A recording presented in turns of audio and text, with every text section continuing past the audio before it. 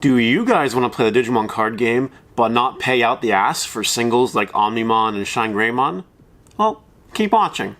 Thanks to the introduction of Set 1.5, we have a lot of new budget singles to work with, a lot of build-around super rares that are very cheap to build. You have a lot of different combos, aggressive strength, all sorts of ridiculous stuff you can do within budget. And in this video, I'm going to go over 4 different decks you can build. Some of them you can actually choose your color, which is actually really funny. I'm going to go over essentially why they're good and their budget. And for the simplicity of this video, every deck you can build for under $100 US. That's right. And we'll have TCG player screenshots to kind of prove it to you. Before we get going, don't forget to like the video, comment, subscribe, and turn the notification on to Smash Potatoes. That way you know when I upload all these amazing Digimon videos. We're going to discuss the decks in kind of a 4-3-2-1 order, where 4 is the least likely I would play it at locals, and 1 is the, if I could choose, I would play this one at locals. Those ratings are an arbitrary rating based on how strong I think the deck is when it comes to being able to fight off the meta. Because you got to deal with the tier 1 decks that are expensive, like Omnimon, Shine Greymon, and now Rookie Rush. And by the way, anyone that wants a blue profile in here, I can't give you one, I'm sorry. Thanks to Blue-Green Rookie Rush, blue's having a bit of a moment. So yeah, there's no blue. Kicking things off at number 4, we have Ragnalordmon. Ragnalordmon's a really cool level 7 that can essentially evolve itself for free if you have a Durandamon or a Bryway Ludamon, that's how you say those names, by sticking it underneath the Ragnalordmon and getting your memory back. It has Security Attack 1, it has Reboot, it's crazy. Not only that, there's a bunch of on-brand inheritables that say, give yourself Security +1 if you're level 7. And if you're going to the black version, de-Digivolve. If I had my preference, I'd probably play the black version if I want more of a control matchup, but I'd play red if you really just want to punch the opponent in the face and kill them. That's kind of the decision you need to make. Do you want to one-punch your opponent, or do you want to just de-Digivolve and control? Completely your play style, up to you. One quick budgetary note, though, is Gaia Force. If you're playing the red version, you may need to omit a full play set of Gaia Force. Between Ragnalordmons and like 2 Gaia Force, you're almost at $90, I think. So if you can get the rest of the core really cheap, go for it. But Gaia Force, I don't think really is a necessary staple in the Ragnalord deck, because you'll have Piercing most likely thanks to Durandamon. You can attack over a Digimon or a blocker, and you can just literally wipe them out. Gaia Force is just there for the control aspect to kill something. It's not 100% necessary, but just thought I'd let you know. Number 3, we have Crescarurumon Black Toolbox. Like Ragnalordmon, you can also opt for a red build, because it does evolve off of red as well, but the black one, in my opinion, is better, so we'll just stick with the black one. We'll forget all about the red one. Crescarurumon lets you essentially look at the top cards of your deck based on what the opponent has in the field and play something for free level 5 or under. That's a really good card. What makes it cool with Crescarurumon is the fact that you'll be playing blockers on the field. Essentially, it's like a black blocker deck that has Crescarurumon in them. Because you're playing so many blockers, if your opponent can't out them, they're going to have to go wide. And Crescarurumon really loves it when you go wide. If you open up wide, Crescarurumon will just go right in there. Won't stop. Crescarurumon is in itself not too expensive. If you're going the budget route, you can't play Omnimon Alteress or Millenniumon, but that's fine.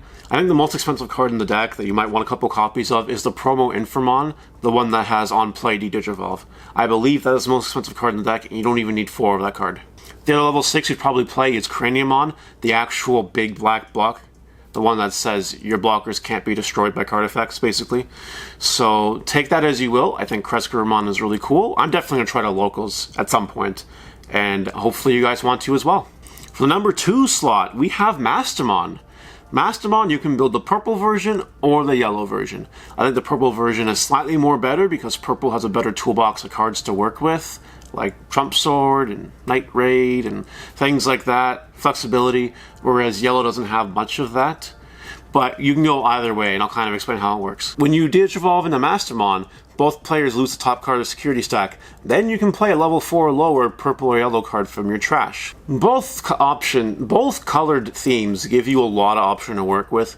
Petermon is a really cool one because Petermon brings back Tinkermon. You have the Godamon that does minus 5,000 to something if you have a purple on the field, which you will because of Mastermon. Wizardmon is cool. You know, Retaliation if you have a yellow, when dies you draw a card. And just Devilmon is cool too, right? And finally, you can bring back blockers, which leads me into the second part of the Mastermon conversation. Why is it number 2? Why is it so good? You might recall my Shine Greymon deck profile that I opted for 2 Mastermons to kind of give me an option to play 6 blockers if I needed it. And Mastermon can do that in the Mastermon deck as well. You can either go really aggro, you know, punch really hard the opponent's face, and just go really, really aggro, really, really wide, and they have to deal with that. Or you can bring back blockers if you want to control the opponent a little bit. Completely up to you. Playing Mastermon gives you the ability to choose how you want to play your deck depending on the matchup you want to play against, once you pick a color, whether you're going to go yellow or not, or purple. So just bear that in mind. Mastermon, I'm going to be playing Mastermon at some point. At some point I'm going to have 2 profiles of Mastermon, one for yellow, one for purple. And very soon, by the way, I don't plan on waiting too long to get one of them out of there, because I have something really spicy planned for Mastermon, let me tell you. And now I've saved the best deck for last. There is one deck that is actually surprisingly budget. That's really good. That'll be less good on April 1st, but really good nonetheless even after that. You want to know what it is? It's Green Ceresmon. Yep, that's right. The most expensive cards in the Green Ceresmon deck you would play are Ceresmon itself and Flower Cannons. Those are the most expensive cards in the deck. And like, you don't even need 4 Flower Cannon. It's nice to have, but like, you don't need it. I'm not even sure if I play 4 Flower Cannon, to be honest. Why is Ceresmon so cheap? Well, keep in mind the other level 6s we got in this set. We got the level 6 Agumon. It's not a super rare. We got Bancho Stingmon. It's not a super rare. We got Mega Gargomon. It's not a super rare.